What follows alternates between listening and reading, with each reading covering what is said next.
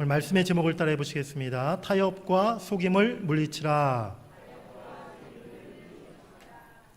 가나안 땅에는 이스라엘 백성들이 들어오기 전부터 그 땅에 원래 살고 있었던 여러 족속들이 있었습니다. 우리 지도를 한번 띄워주시기 바랍니다. 요단강 서쪽편에 이제 요단의 7족속이라 불리었던 헷 족속, 아모리, 가나안, 브리스, 히위, 여부스, 기르가스, 이렇게 7족속이 이렇게 쭉 섞여서 살고 있었고요. 쭉 요단강 동편 쪽으로는 암몬과 모압 족속, 또 남쪽으로는 블레셋과 아말렉, 에돔 족속이 있었고요. 지도에는 보이지 않지만 북쪽으로 시돈과 두로 사람들이, 이렇게 가나안 땅에 많은 족속들이 함께 어울려서 오래전부터 살고 있었던 거예요. 그런데 하나님은 가나안 땅을 이제 이스라엘 백성들에게 약속의 땅으로 허락하시면서 너희들이 가나안 땅에 들어가 그 땅을 정복하게 될 때에 그 땅의 모든 이방 족속들을 다 내어 쫓으라 라고 그렇게 말씀하셨습니다. 우리 신명기 7장 1절 2절 말씀 같이 읽어보시겠습니다. 내 하나님 여호와께서 너를 인도하사 내가 가서 차지할 땅으로 들이시고 내 앞에서 여러 민족, 헷 족속과 기르가스 족속과 아모리 족속과 가나안 족속과 브리스 족속과 히위 족속과 여부스 족속, 곧 너보다 많고 힘이 센 7족속을 쫓아내실 때에 내 하나님 여호와께서 그들을 내게 넘겨 내게 치게 하시리니 그때 너는 그들을 진멸할 것이라. 그들과 어떤 언약도 하지 말 것이요 그들을 불쌍히 여기지도 말 것이며. 하나님께서 모세에게 이와 같은 명령을 주셔서요, 너희들이 앞으로 가나안 땅에 들어가면 그 땅의 모든 이방 족속들을 다 쫓아내고 진멸하라. 그들과 어떠한 언약도 맹세도 하지 마라 라고 그렇게 명령하셨습니다. 왜 하나님께서 가나안의 원주민들을 이렇게 싫어하셨을까요? 왜 그들을 다 진멸하고 내쫓으라는 명령을 하셨을까요? 상식적으로 생각해보면 잘 이해가 되지가 않아요. 사실은 이스라엘 백성들이요, 가나안에 살던 사람들이 아닙니다. 오히려 이주민들이에요.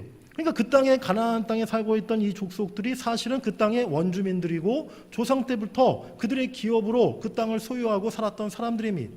그런데 하나님께서는 이스라엘 백성들에게 너희들이 그 땅에 살던 원주민들을 다 진멸하거나 다 내쫓으라고 명령하셨다는 사실입니다. 하나님이 너무 무자비하고 또 잔인하고 폭력적인 분이라 그렇게 느껴질 수도 있어요. 이 여호수아 말씀 가운데 이 부분에 있어서 그래서 많은 사람들이 잘 이해를 하지 못합니다. 아니, 사랑과 자비가 풍성하신 하나님이 왜 가나안 족속들에게만 그렇게 냉정하셨을까? 왜 그렇게 그들에게만 무자비하셨을까?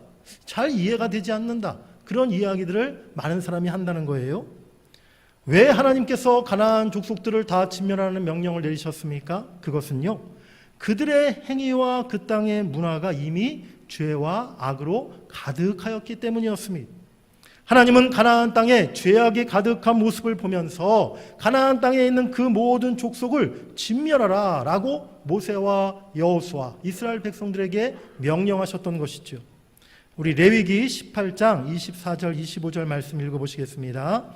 너희는 이 모든 일로 스스로 더럽히지 말라. 내가 너희 앞에서 쫓아내는 족속들이 이 모든 일로 말미암아 더러워졌고 그 땅도 더러워졌으므로 내가 그 악으로 말미암아 벌하고 그 땅도 스스로 그 주민을 토하여 내느니라. 아멘. 우리 한 절만 더 읽겠습니다. 출애굽기 34장 15절.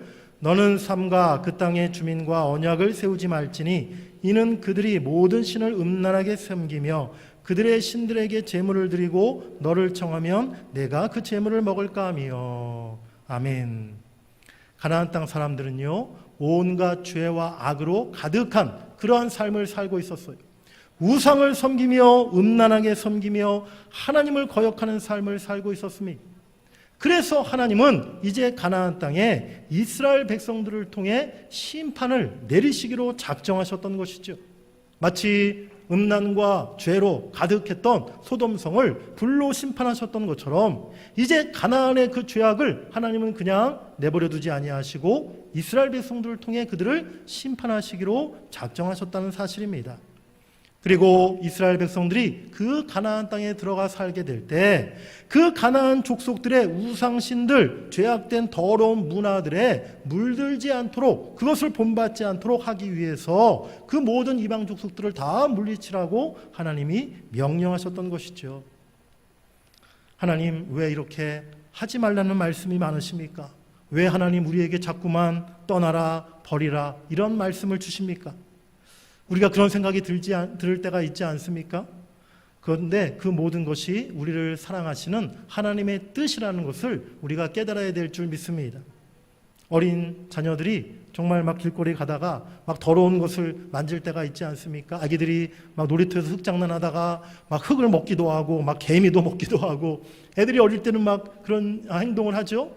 그럴 때 그것을 지켜보고 있는 부모가, 엄마가 어떻게 해요? 절대로 그 더러운 것을, 흙이나 벌레나 이런 것들을 만지지 못하도록, 또 입에 넣지 못하도록 그것을 말리지 않습니까? 위험한 곳에 가지 못하도록 그렇게 철저하게 보호하지 않습니까? 이것이 자녀를 사랑하는 부모의 심정인 것이죠. 우리 곁에, 우리 주위에, 우리 안에 아직도 하나님이 싫어하시는 죄악된 요소나 그러한 불신앙의 모습들이 있다면, 그런 환경들이 있다면 그것을 우리가 이제 과감하게 제거하고 끊어버려야 될 줄 믿습니다. 하나님이 그것을 명령하실 때, 그것을 못하게 하실 때 우리가 그 안에 담겨있는 하나님의 사랑을 깨닫고, 결과적으로 그것이 우리가 사는 길이요 하나님의 축복이 되는 길임을 우리가 깨닫고 우리의 모든 주위의 악한 것들을 다 제거해 버려야 될 줄 믿습니다. 그런데 오늘 여호수아와 이스라엘은 하나님의 이와 같은 명령을 따르지 아니하고 커다란 실수를 범하게 되었어요. 자신들을 찾아온 기브온 족속과 화친의 조약을 맺었다는 것입니다. 이 기브온 족속은요, 바로 가나안 7 족속 중에 하나인 히위 족속 사람들이었어요. 그들을 다 멸하라고 하셨고 그들과 어떤 언약도 맺지 말라고 하나님이 엄하게 명령하셨는데, 이스라엘이 그들과 화친의 조약을 맺고 말았던 것이죠. 그를 통해서 기브온 족속은요, 그 후에 가나안 땅에 계속해서 살게 되었고요, 결국 그들의 땅을 이스라엘 백성들이 차지하지 못하게 되고 말았습니다. 사랑하는 여러분들, 우리가 견고하게 지켜왔던 신앙의 원칙들이 있는데요, 그 원칙들 중에 어느 한 가지라도 한번 깨트려지면요, 그 다음엔 걷잡을 수 없이 우리 신앙이 와르르 무너질 수 있다는 사실을 우리가 기억해야 될 줄 믿습니다. 우리가 철저하게 지켜왔던 내 신앙의 그 원칙, 그것을 끝까지 지키지 못하고 그저 방심하여 한 가지가 무너지게 되면요, 그 다음에는 내 신앙 전체가 흔들리고 큰 어려움을 당하게 된다는 거예요. 이스라엘 백성들이 가나안 땅을 모두 정복한 후에도 가나안 족속들은요, 하나님의 뜻과 다르게 여기저기서 그대로 이스라엘 백성들과 함께 가나안에서 살게 되었습니다. 그것이 뒤에 사사시대의 혼란과 영적인 타락으로 이어지고 말았다는 사실입니다. 오늘 본문의 이 사건과 말씀을 통해서 우리에게 주시는 하나님의 영적 교훈이 무엇인가를 오늘 말씀을 통해 생각해 보기를 원합니다. 우리 첫 번째로 따라해 보시겠습니다. 세상에 속지 말라. 여호수아와 이스라엘 백성들이 실수했던 이유는 기브온 사람들의 속임수 때문이었습니다. 오늘 본문 1절과 2절에 보면 다른 가나안 족속들의 모든 왕들은 서로 동맹을 맺고 이스라엘과 맞서 싸우려고 준비를 하고 있었어요. 그런데 그 중에 기브온 사람들은요, 여호수아와 이스라엘 백성들이 여리고성과 아이성을 점령했다는 소식을 듣고 이제 이스라엘과 싸우기를 그들이 일찌감치 포기했던 거예요. 야, 우리들의 힘으로는 저 이스라엘 백성들 싸워가지고 우리가 도저히 승산이 없다. 차라리 우리가 저들과 화친의 조약을 맺어가지고 우리의 생명을 유지하는 게 낫겠다라고 그들이 판단하였던 것이죠. 그런데 이때 기브온 사람들이 아주 잔꾀를 부립니다. 자신들이 가나안 땅에 살고 있는 원주민이라는 것을 밝히게 되면 분명히 이스라엘 사람들이 자신들을 죽이거나 내쫓을 것이라는 사실을 그들이 알고 있었던 거예요. 그래서 자신들이 가나안 땅에 살고 있는 원주민들이 아니라 아주 먼 곳에서 온 그러한 여행객인 것처럼, 그런 이주민들인 것처럼, 나그네인 것처럼 그렇게 거짓으로 꾸미고 여호수아와 이스라엘 백성들 앞에 나타났다는 것입니다. 기브온 주민들이 오늘 어떤 모습으로 나타났습니까? 우리 본문 4절과 5절을 한번 읽어보겠습니다.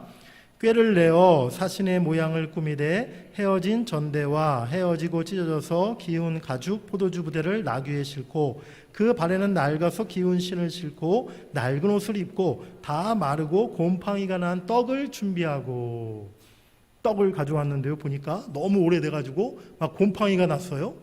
포도주를 갖고 온 자루를 보니까 너무 오래돼가지고 그 자루가 다 낡아서 헤어졌어요. 또 기브온 사람들의 겉모양을 보니까 막 옷이 너무 이제 더러워지고 신발이 막 구멍이 나고, 누가 봐도 이 사람들 저 멀리서부터 한 몇 달 동안 걸어서 여기까지 왔나 보다 라고 보일 정도로 그렇게 꾸며서 이 기브온 사람들이 이스라엘 백성들 앞에 나타났다는 사실입니다. 그리고 나서 무엇을 요청합니까? 우리 본문 6절을 또 읽어보시겠습니다.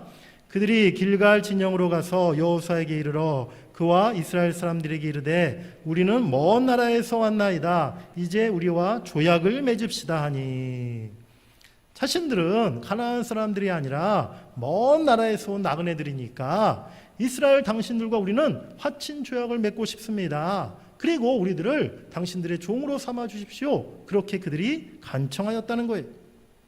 여호수아는 이들의 겉모습과 이들의 말에 깜빡 속아 넘어갔습니다.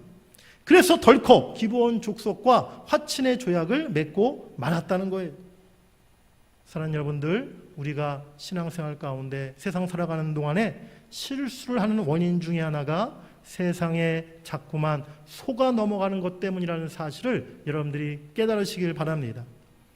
그래서 디모데후서 3장 13절 14절에서 사도 바울은요 뭐라고 말씀하냐면, 악한 사람들과 속이는 자들은 더욱 악하여져서 속이기도 하고 속기도 하나니 그러므로 너는 배우고 확신한 일에 거하라 라고 그렇게 권면하고 있다는 사실입니다.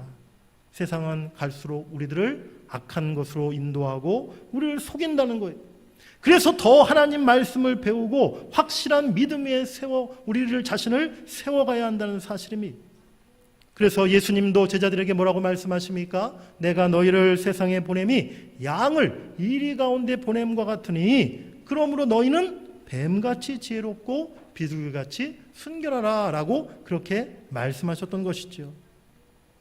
이 세상은 지금 악하고 또 거짓과 소금이 가득한 세상을 지금 우리가 살아가고 있어요. 참 진실보다는 거짓이 판을 치고 가짜가 판을 치고 진리보다는 참으로 우리를 속이는 이야기들이 온 세상에 가득한 시대를 지금 우리가 살아가고 있습니다. 도대체 무엇이 진실인지, 무엇이 진짜인지, 무엇이 진리인지를 분별할 수 없는 그런 세상을 지금 우리가 살아가고 있다는 거예요. 그렇기 때문에 우리가 더욱더 정신을 바짝 차려야 한다는 것이죠. 하나님 말씀과 성령님이 주시는 지혜를 가지고 우리가 이 세상을 분별하며 올바른 길로 우리가 이 세상 길을 걸어가야 될 줄 믿습니다. 사단은요 만만한 존재가 아닙니다. 강력하고 또 영리한 존재. 사단의 특성이 무엇입니까? 아주 교묘하고 거짓에 능하다는 겁니다. 아주 고도의 위장술로 하나님의 백성들을 유혹하고 미혹하기를 잘하는 것이 사탄의 특성이라는 사실이죠. 이 시대의 사탄은요 광명한 천사 모양으로 나타나서 하나님의 자녀들을, 백성들을 미혹한다라고 성경은 말씀하고 있습니다. 우리 고린도후서 11장 14절 15절 읽어보시겠습니다. 사탄도 자기를 광명의 천사로 가장하나니 그러므로 사탄의 일꾼도 자기를 의의 일꾼으로 가장하는 것이 또한 대단한 일이 아니니라. 그들의 마지막은 그 행위대로 되리라. 아멘. 사탄이 우리에게 나타날 때 나는 사탄이다, 나는 너희의 원수다, 이건 아주 나쁜 것이고 이 일을 행하면 너희는 죽을 텐데 그래도 너가 내 말을 따를래? 라고 그렇게 사탄이 우리에게 유혹을 해오지 않는다는 거예요. 사탄이 바보가 아닌 이상 우리를 그렇게 유혹할 리가 없지 않습니까? 초등학교 시절에 이렇게 한 번씩 6월달이 되면 방공 포스터 그리기 이렇게 할 때가 있었어요. 제가 초등학교 때 생각을 해보면 저도 그랬지만 친구들 대부분이 이제 방공 포스터 그리면 이제 북한 사람들 또 간첩들 뭐 김일성 이렇게 그림을 막 그리지 않습니까? 그런데 간첩들이나 북한 사람들 그림을 그릴 때 그냥 우리랑 똑같이 사람 모습으로 그렸던 것이 아니라 지금 생각해 보면 뭐 늑대 모양으로 그렸다든지 아니면 꼭 머리에 이렇게 뿔이 나게 그렸다든지 얼굴을 딱 볼 때 무슨 마귀 모양 막 피를 막 흘리고 있는 그런 모양, 뭐 손에 막 몽둥이 들고 있고 뭐 칼을 들고 있는 그런 아주 흉악한 모습으로 포스터를 그렸던 기억이 나요. 근데 실제 나중에 이제 제가 좀 초등학교를 졸업하고 나서 TV에 보니까 간첩이 이렇게 잡혔다는 뉴스를 볼 때 보니까 간첩이 그런 사람들이 아니더라고요. 뿔 달리거나 무슨 뭐 귀신같이 생긴 그런 모습이 아니더라고요. 우리 똑같이 오히려 더 잘생기고 점잖은 그런 모습들의 사람들이 간첩인 것을 제가 나중에 보게 되었어요. 사탄이 마치 그렇다는 것입니다. 우리가 생각할 때는 사탄이 뭐 뿔 달린 그런 악마의 모습으로 우리에게 나타나는 것 같이 생각되지만 결코 그렇지가 않다는 거예요. 더 아주 친절하고 더 선한 모습으로 우리에게 접근한다는 사실입니다. 멋지고 아름답고 화려한 모습으로 우리를 유혹한다는 거예요. 죄 짓는 곳에 만족이 있고 기쁨이 있고 평안함이 있고 행복이 있을 것처럼 그렇게 우리를 미혹한다는 사실입니다. 교회에 조용히 틈타서 마치 신앙 좋은 일꾼인 것처럼 하나님의 뜻을 행하는 사람인 것처럼 행세하면서 교회를 어지럽힌다는 것입니다. 우리는 결코 이러한 사단과 세상의 거짓 속임수와 미혹에 넘어가서는 안 될 줄 믿습니다. 그러기 위해서는 우리가 항상 영적으로 깨어 있어야 하고 말씀으로 무장하고 또 그것을 분별할 수 있는 분별력을 우리가 지녀야 한다는 것이죠. 여러분들 모두가 그러한 영적인 실력을 키워나가시길 바랍니다. 영적인 실력이라는 건 다른 것이 아닙니다. 거짓 속임과 미혹을 제대로 분별할 수 있는 그러한 능력이 바로 영적인 실력이라는 것이죠. 제가 예전에 청년부 사역할 때 교회 안에 여러 이제 청년부 미혼 그런 자매들, 형제들이 많이 있었는데요. 그때 우리 청년들 가운데 심지어 이렇게 연애를 하다가 어떻게 보면 연애가 이렇게 잘 돼서 결혼에 이르는 경우도 있었지만 좀 힘든 어려움을 겪었던 그런 청년들도 있었어요. 특별히 여자 자매 청년들 중에서 그저 남자 형제를 이렇게 소개팅해서 누가 소개시켜서 만났는데 그저 그냥 남자의 그 외모, 잘생긴 외모, 그 다음에 그럴듯한 직장, 또 뭐 서울에 어디 좋은 대학교 나왔다는 그 학벌, 그것만 이렇게 혹해가지고 그 청년이 형제가 뭐 신앙도 별로 없고 인격도 생활 방식에도 여러 가지 문제가 많은 그런 형제였는데 그런 형제를 만나 연애하다가 결국에는 헤어지게 되고 또 헤어지게 된 건 괜찮은데 그 남자 때문에 큰 상처를 받고 굉장히 불행을 겪게 되는 그러한 케이스를 제가 여러 번 본 적이 있어요. 그래서 제가 한 번은 청년 예배 때 그런 설교를 한 적이 있습니다. 청년 여러분, 실력을 키우시기 바랍니다. 어떤 형제가 어떤 자매가 진짜 나의 배우자감인지 또 그 사람이 정말 진실한 사람인지 그 사람의 인격과 됨됨이가 괜찮은 것인지 또 좋은 사람인지 그것을 볼 수 있는 눈이 그런 것을 판단할 수 있는 능력이 바로 여러분들이 갖춰야 할 실력입니다. 영적인 안목, 그것이 학교 학점이나 영어 점수나 자격증보다 훨씬 더 인생에 있어서 중요한 실력이라는 것입니다. 그런 제가 설교를 한 적이 있습니다. 청년들뿐만이 아닙니다.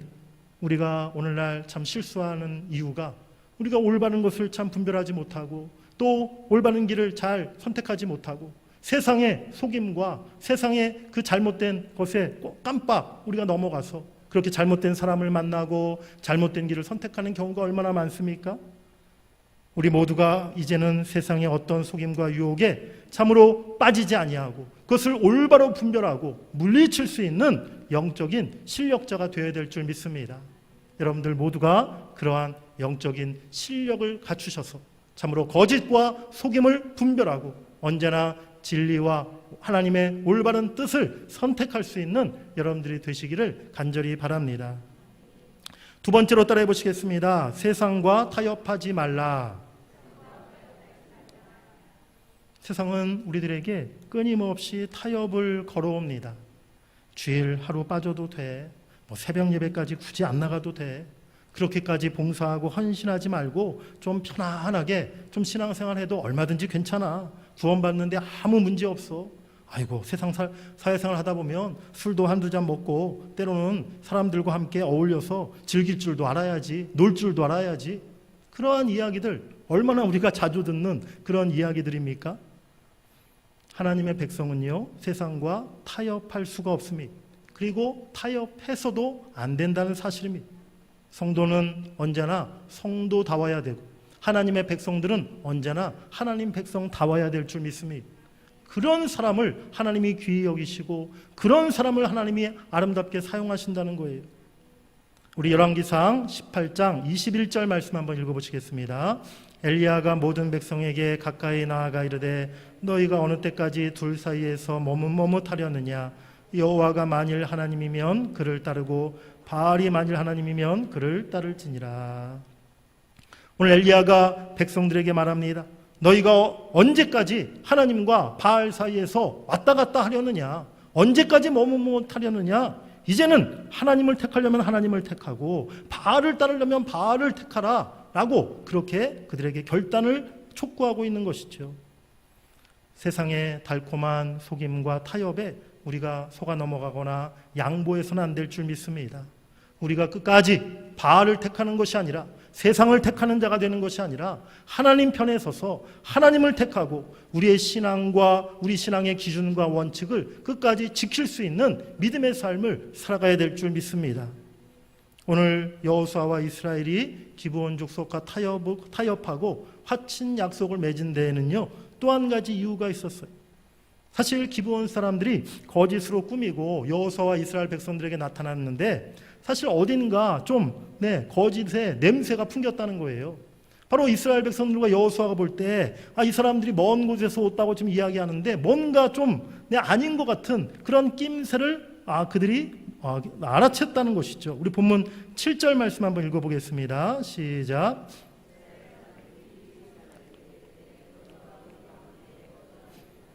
우리가 어떻게 너희와 조약을 맺을 수 있으랴 하나. 네, 이스라엘 백성들과 여호수아가 눈치를 못 챘던 게 아니었어요.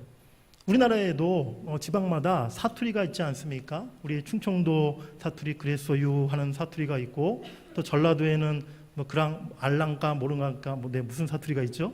하여튼 있고, 또 저 부산에도 경상도에도 또 사투리가 있고, 지방마다 이렇게 말이 좀 틀리잖아요. 가나안 땅 팔레스타인 지역도 마찬가지였어요. 각 지역마다 이 말투가 조금씩 달랐던 거예요. 그래서 이 기브온 사람들이 이제 이스라엘 백성들에게 이야기를 하는데 가만히 들어보니까 겉모양은 진짜 멀리서 온 사람들 같은데 그 말하는 말투를 들어보니까 아닌 거예요. 이 가나안 사람들, 요 근방에 사는 사람들의 말투를 쓰는 거예요. 그래서 여호수아와 이스라엘 백성들이 이제 좀 의심을 했던 거죠. 너희들 진짜 멀리서 온 거 맞아? 너희들 지금 이 동네 사람들 아니야? 가나안 족속들 아니야? 라고 그렇게 물었던 것입니다. 그때 기브온 사람들이 곧바로 뭐라고 이야기합니까? 뭐라고 이야기하냐면 우리는 당신들의 종입니다. 우리는 이제 앞으로 평생토록 영원토록 당신들 이스라엘 백성들의 종이 되어서 머슴이 되어서 당신들의 시키는 대로 그렇게 당신들을 위해서 섬기며 살아가겠습니다. 라고 그렇게 제안을 했다는 것이죠. 얼마나 솔깃한 그런 제안입니까? 그들이 자원해서 평생토록 그냥 돈도 하나도 받지 않고 우리들의 종이 되겠다고 해주니 얼마나 좋은 이야기예요?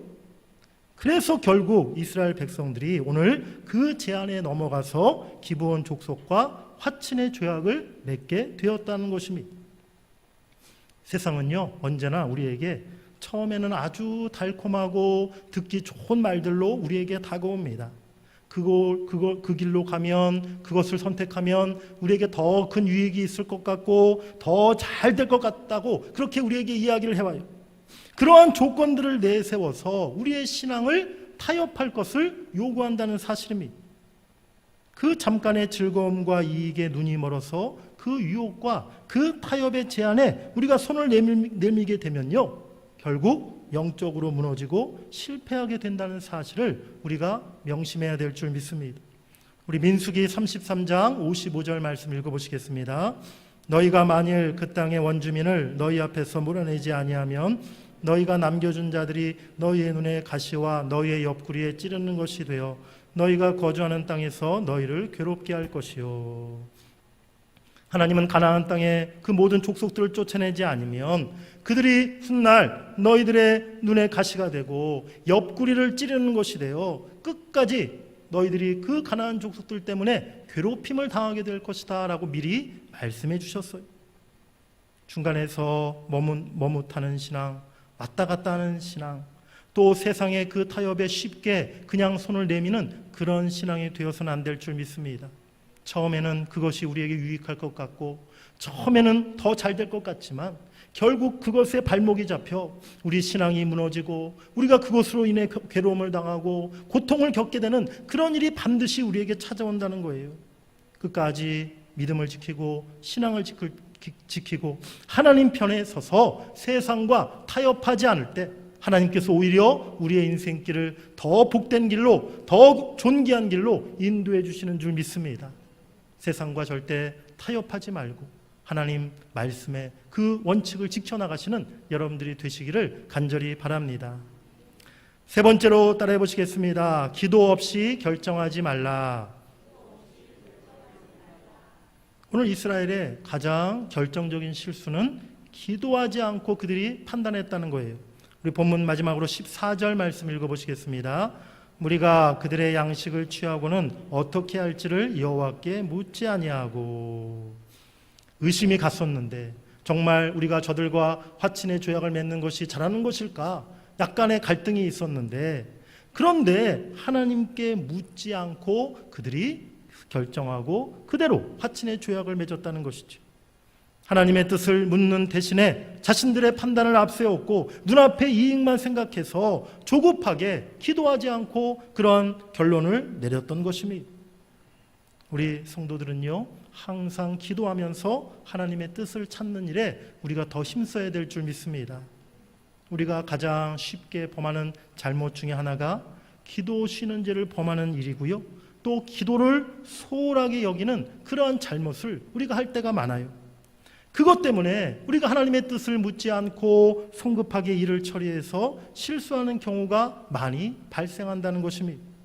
사랑하는 여러분들, 여러분들이 앞으로 무슨 일을 하시든지 늘 하나님 앞에 먼저 기도로 묻고 하나님의 인도하심을 구하시는 여러분들이 되시기를 간절히 바랍니다. 내 생각에는 그 길이 맞는 것 같고 내 판단에는 주위 사람들의 이야기를 들어보니까 그 일이 정말 성공하는 길 같고 또 올바른 길 같지만 우리가 기도해서 하나님의 응답이 없으면, 하나님이 주시는 감동이 없으면 우리가 아무리 급해도 멈춰서서 다시 한번 생각해보고 다시 한번 원점으로 돌이켜서 과연 정말 내가 그 길을 가는 것이 맞는 것인가, 옳은 것인가 우리가 생각해 볼 수 있어야 한다는 거예요. 교회 일이나 신앙생활에 관련된 문제에 있어서는 우리 성도님들이 그래도 열심히 기도하십니다. 그런데 제가 보니까요, 일상, 세상, 우리가 삶이나 세상의 문제에 있어서는 그렇게 기도로 하나님께 묻지 않는 경우가 있음을 보게 돼요. 자녀들 학교 진학할 때, 대학과 전공을 결정할 때 학교 선생님들이나 학원 선생님들 말을 더 우리가 의지하지 않습니까? 이사하고 집 사고 집 할 때 부동산 사장님 말을 전적으로 신뢰하지 않습니까? 건강에 조금 문제가 생기면 의사 선생님이 그저 거의 막 하나님과 동격이 되지가 않습니까? 기도하지 않고 또 목회자 겉면에는 귀를 기울이지 않고 그저 세상 전문가들의 말만 듣고 우리가 세상 일을 결정한다는 거예요. 우리 인생을 살아갈 때 수많은 선택의 기로에 서게 될 때가 있습니다. 우리가 그때 내 생각이나 세상 사람들의 이야기만 따라 선택하고 결정할 것이 아니라 하나님 앞에 기도하면서 하나님의 뜻과 인도하심을 구해야 될 줄 믿습니다. 하나님의 말씀에 따라 우리가 움직여야 한다는 거예요. 아무리 급해도, 아무리 지금 내가 이 길이 맞는 것 같아도 먼저 기도하며 하나님의 뜻을 묻고, 하나님, 정말 이것이 하나님이 기뻐하시는 일입니까? 정말 이것이 성경적으로 올바른 것입니까? 하나님이 정말 나에게 허락하신 일입니까? 그것을 우리가 다시 한번 기도하면서 신중하게 하나님의 인도하심을 구해야 될 줄 믿습니다. 이것이 우리 인생에서 실수하지 않고 실패하지 않는 그러한 비결이라는 거예요. 하나님이 우리의 기도를 들으시고 우리에게 응답하실 때 하나님의 그 응답은 결코 틀림이 없는 줄 믿습니다. 실수와 실패가 없는 줄 믿습니다. 우리는 지혜가 한없이 부족하고 우리의 판단은 늘 실수투성이지만 하나님께서 우리에게 응답해 주실 때 우리의 인생길이 언제나 형통한 길로, 하나님이 기뻐하시는 길로 나아가게 될 줄 믿습니다. 지금까지 여러분들 많은 실수 경험하시지 않았습니까? 이제부터라도 하나님께 언제나 기도하며 하나님의 인도하심을 구하시길 바랍니다. 그래서 여러분들 남은 평생의 길이 이제는 더 이상 과거의 실수, 실패를 반복하지 아니하고 하나님이 기뻐하시고 예비하시는 그런 복된 길로만 걸어가시는 여러분들 다 되시기를 주의 이름으로 간절히 축복합니다. 사랑하는 여러분들, 우리가 세상에 속지 말고 세상과 쉽게 타협하지 말아야 될 줄 믿습니다. 여러분들의 생각과 판단만 믿고 절대 성급한 결정을 내리시는 것이 아니라 기도함으로 하나님의 뜻을 묻고 결정하시길 바랍니다. 하나님은 우리에게 세상과 타협하지 말고 기도하면서 하나님의 뜻을 찾으라라고 말씀하고 계세요. 타협과 속임을 물리치고 하나님을 향한 굳건한 신앙을 지켜가시는 여러분들이 되시기를 간절히 바랍니다. 그리고 특별히 우리 자녀들을 위해서 우리가 더 기도해야 될 때예요. 정말 이 시대가 갈수록 악하고 거짓과 유혹이 가득한 세상이 되어가고 있습니다. 무엇이 진리인지 무엇이 가짜인지 구별할 수 없는 세상이 되어가고 있어요. 이러한 세상에서 우리 자녀들이 혹여나 실수하여 세상의 속임에 빠지지 않도록, 세상과 타협함으로 그 믿음을 잃어버리지 않도록 우리들이 기도해야 될 줄 믿습니다. 그래서 우리 자녀들이 인생의 중요한 선택의 순간마다 기도함으로 하나님의 선한 인도하심을 따르는 그러한 삶을 살아가도록 여러분들이 더 힘써 기도하시기를 간절히 바랍니다. 그리하여 하나님의 도우심과 인도하심이 여러분들의 남은 평생의 삶, 또 우리 자녀들의 삶 속에 날마다 함께 하실 수 있기를 주의 이름으로 간절히 축원합니다.